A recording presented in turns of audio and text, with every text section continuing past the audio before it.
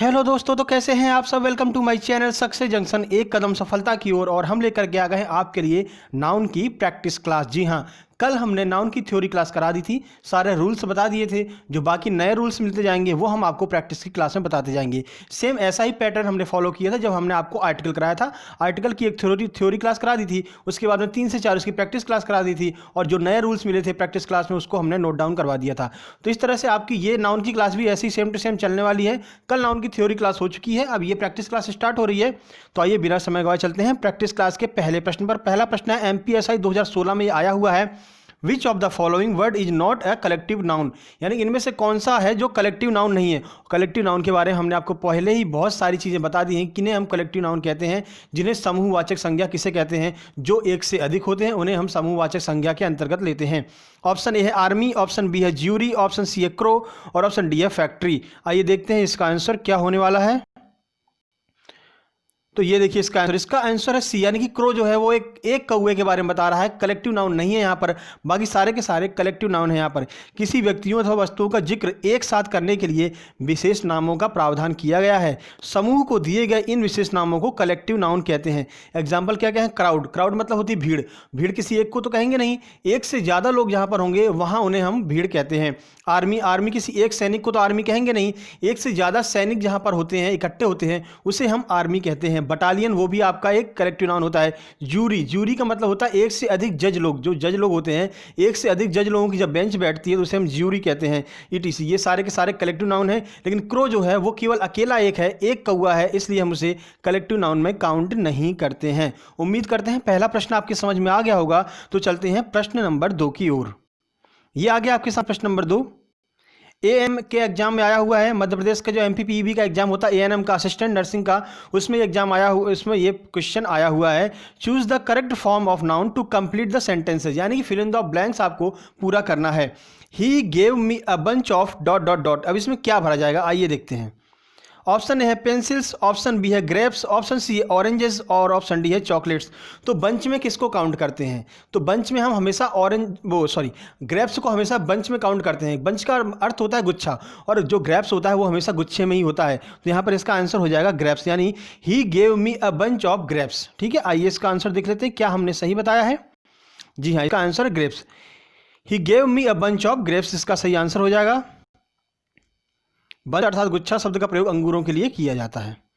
अगला प्रश्न है, जेल प्रहरी 2017 में आया हुआ है, choose the correct form of noun to complete the sentence. ये भी फिल इन द ब्लैंक्स का है। Dot dot dot were rewarded for their bravery. Option A है सोल्जर, ऑप्शन बी है द सोल्डर, ऑप्शन सी है soldiers, और option D है none. तो बताइए क्या होगा यहाँ पर। तो अगर आप यहाँ पर ए सोल्जर लगाते हैं तो वर लगा हुआ है तो आपका गलत हो जाएगा, क्योंकि यहाँ पर बहुवचन लगाना पड़ेगा।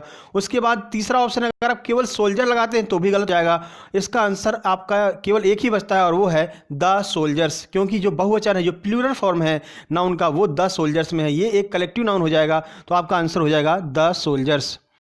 आइए देखते हैं इसका आंसर। जी हाँ, बिल्कुल सही है, द सोल्जर्स जो है वो सही आंसर होगा। तो पूरा वाक्य क्या बन जाएगा, the soldiers were rewarded for their bravery. मतलब कि जो वहाँ पर सैनिक थे उनको उनकी बहादुरता के लिए रिवॉर्ड दिया गया, शाबाशी दी गई। क्वेश्चन नंबर 4 आपके सामने आ रहा है, एमपीएसआई 2016 में आया हुआ यह प्रश्न है। देखिए ऐसे प्रश्न भी आपको देखने को मिलेंगे, ये एमपीएसआई में आया हुआ है। Choose the grammatically correct sentence. 4 sentence आपको दिए हैं, इनमें से आपको यह बताना है कि कौन सा बिल्कुल सही है। ऑप्शन ए है, a number of teams are taking part in the world cup. Option B है, the higher you go colder it is. Option C है, which is more beautiful of the two sisters, और option D है, Kalidas is Shakespeare of India. आइए देखते हैं इसका answer क्या होने वाला है। इसका आंसर है ए, यानी कि केवल पहला ऑप्शन जो है वो सही है, a number of teams are taking part in the world cup. ये बिल्कुल सही लिखा हुआ है, बाकी गलत क्यों है, तो देखिए द हायर यू गो, उसके बाद इसके बाद भी द का प्रयोग करते हैं, तो ये सेंटेंस ये होगा सही, the higher you go the colder it is. आप जितना ऊपर जाओगे उतना ठंडक आपको मिलती जाएगी। Which is more beautiful of the two sister, तो मोर नहीं, यहाँ पर मोस्ट ब्यूटीफुल लगेगा। उसके बाद Kalidas is the Shakespeare of India होता है, ना कि केवल Kalidas is Shakespeare of India होता है। ठीक है, कोई भी टाइटल दिया हो तो उसके आगे द लगाते हैं। हमने आपको आर्टिकल में बड़े आराम से, बड़े अच्छे से आपको हमने ट्रिक के माध्यम से पूरा आपको पढ़ाया हुआ है। तो इसका आंसर हो गया ए, यानी ऑप्शन ए ओनली करेक्ट है। चलते हैं क्वेश्चन नंबर 5 की ओर। तो आ गया क्वेश्चन नंबर 5, ये भी जेल विभाग 2017 के एग्जाम में आया हुआ है। Find the error, common error आपको छाटने के लिए आता है। एक पूरा पार्ट दिया होगा, उसमें एक एरर होगा, वो आपको छाटने के लिए आता है। द काउज, ऑप्शन बी है are, option C economically useful और ऑप्शन डी है नो एरर। तो बताइए इसमें कहाँ पर आपको गलती यहाँ पर लग रही है। आइए देखते हैं इसका आंसर। इसका आंसर ए, देखिए द काउज की जगह पर फ्लॉक ऑफ कैटल्स होगा या फ्लॉक ऑफ काउज होगा।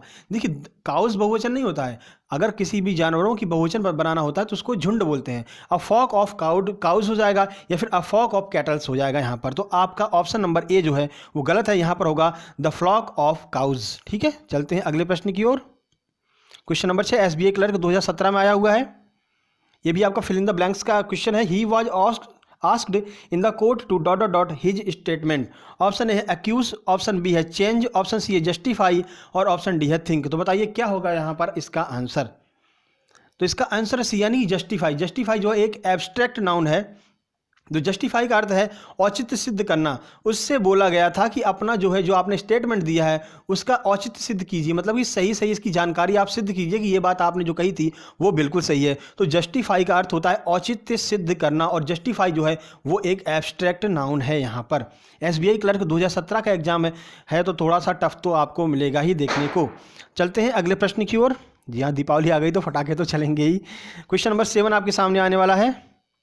ये देखिए, यहाँ से आपके सीजीएल एसएससी सीजीएल के जो एग्जाम होता है 2016 का, 4 प्रश्न आपको यहाँ पर एसएससी सीजीएल के मिलने वाले हैं। आगे जो भी प्रश्न आएंगे तो देखिए यहाँ पर आपको सिंटैक्स एरर, कॉमन एरर छाटना होता है।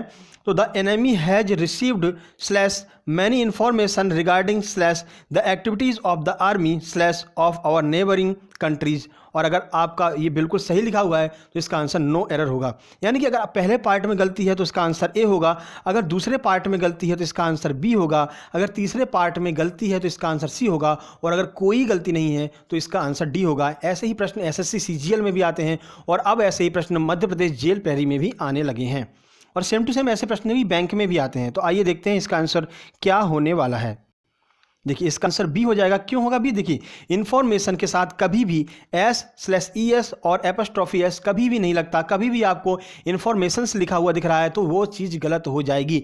यानी कि यहाँ पर पार्ट बी में गलत है, मैनी इन्फॉर्मेशंस नहीं होगा, मैनी इन्फॉर्मेशन होगा यहाँ पर इसका आंसर। देखिए ये रूल जो है हमने आपको थ्योरी क्लास में ही बताया था। इन्फॉर्मेशन हो गया, लगेज हो गया, बैगेज हो गया, इन सब के साथ में S या ES या फिर एपस्ट्रॉफी S का यूज नहीं किया जाता है, इसलिए आपका आंसर यहाँ पर बी हो जाएगा। यानी कि पार्ट बी में यहाँ पर गलती है। चलते हैं अगले प्रश्न की ओर। अगर आपने थ्योरी की क्लास नहीं देखी है तो लिंक जो है डिस्क्रिप्शन बॉक्स में दी हुई है, टाइटल पर क्लिक कीजिए, उसकी लिंक नीचे खुल जाएगी और आप जाकर के मतलब डिस्क्रिप्शन बॉक्स खुल जाएगा और उसकी टाइटल जो है आपका दिया हुआ होगा वहाँ पर कि जो है आपको थ्योरी क्लास नाउन की देखनी हो तो उस लिंक पर क्लिक कीजिए और आपकी जो है सीधे वही क्लास खुल जाएगी, थ्योरी क्लास। एक बार थ्योरी क्लास जरूर देख लीजिएगा तो सारे के सारे रूल्स आपके क्लियर हो जाएंगे। चलते हैं क्वेश्चन नंबर 8 की ओर। तो ये रहा question number 8। Choose the correct sentence out of the given sentence. यानी ये सारे सेंटेंस आपको दिए हुए हैं, इनमें से एक आपको सही होगा, वो आपको चुन करके आपका आंसर लगाना है। एसएससी सीजीएल 2016 का ये चारों के चारों प्रश्न हैं। 8, 7, 8, 9 और 10 ये सारे के सारे प्रश्न एसएससी सीजीएल के हैं। देखिए ऑप्शन ए है my scissors is not sharp, option B है order for his transfer has been issued, option C है my spectacles is very costly और ऑप्शन डी है a pair of spectacles has been bought by me. तो आइए देखते हैं इसका answer क्या होगा। इसका आंसर है डी। देखिए जो स्पेक्टिकल्स होता है और जो सीजर्स होती है ये सारे के सारे पेयर में होते हैं। देखिए अगर आप सीजर्स की बात करते हैं तो वो 2 ब्लेड से मिलकर के बनी होती है, वहीं आप स्पेक्टिकल्स की बात करते हैं, स्पेक्टिकल्स का मतलब होता है चश्मा, सीजर्स का मतलब होता है कैंची, तो कैंची 2 ब्लेड से मिलकर के बनी होती है, तो आप पेयर ऑफ सीजर्स होगा। और यहीं पर अगर आप बात करते हैं चश्मा की तो चश्मा में 2 कांच लगे हुए होते हैं, अगर आप देखेंगे तो वहाँ पर भी आप पेयर ऑफ स्पेक्टिकल्स होता है, ना कि केवल स्पेक्टिकल्स होगा। तो इसका आंसर हो जाएगा डी, यानी कि ऑप्शन नंबर डी यहाँ पर करेक्ट है। A pair of spectacles has been bought by me, यानी कि जो चश्मा है वो मेरे द्वारा खरीदा गया, लेकिन पेयर लगाएंगे क्योंकि वहाँ पर 2 कांच से मिलकर के चश्मा बना हुआ होता है। ठीक है, 2 लेंस उसमें लगे हुए होते हैं। क्वेश्चन नंबर 9 की ओर चलते हैं। देखिए क्वेश्चन आ गया, क्वेश्चन नंबर 9 एसएससी सीजीएल का। Find the error, if no error then pick answer D. इसमें आपको एरर छाटना है, कौन से पार्ट में एरर है। अगर कोई एरर नहीं है तो आपका आंसर डी रहेगा यहाँ पर। आइए देखते हैं। तो शुरुआत करते हैं। Students are not allowed to slash handle these chemicals slash unless they are under the supervision of teacher slash no error. अगर पार्ट ए में गलती है तो इसका आंसर ए लगाइए, पार्ट बी में गलती है तो इसका आंसर बी लगाइए, पार्ट सी में गलती है तो इसका आंसर सी लगाइए, और अगर इसमें कोई गलती नहीं है तो आपको आंसर डी अर्थात नो एरर लगाना है। आइए देखते हैं इसका आंसर क्या होने वाला है। जी हाँ, इसका आंसर है नो एरर, यानी कि पूरा का पूरा वाक्य जो है, पूरा सेंटेंस जो है बिल्कुल सही लिखा हुआ है। Students are not allowed to handle this chemicals unless they are under the supervision of a teacher. ये आपका बिल्कुल सही लिखा हुआ है, इसमें कोई गलती नहीं है। चलते हैं क्वेश्चन नंबर 10 की ओर। तो ये आ गया आपका क्वेश्चन नंबर 10। देखिए, choose the grammatically correct sentence out of the given sentences, यानी 4 सेंटेंस आपको दिए हुए हैं, इसमें से आपको बिल्कुल सही जो सेंटेंस है वो आपको चुन करके लिखना होगा, यही आपका आंसर होगा। आइए देख लेते हैं चारों जो ऑप्शन दिए हुए हैं। Surdas is the Milton of India, Surdas is Milton of India. Option B है Surdas is the Milton of India. Option C है Surdas is a Milton of India, और ऑप्शन नंबर डी है Surdas is an Milton of India. तो क्या होगा इसका answer? हम आपको टाइम देते हैं 2 सेकंड का। टिक टिक 1, टिक टिक 2, हो गया भाई, टाइम खत्म हो गया। ठीक है, क्यों दिया हमने इसके लिए टाइम? क्योंकि देखिए ये चीज़ जो है हमने आपको आर्टिकल की क्लास में पढ़ाया हुआ है।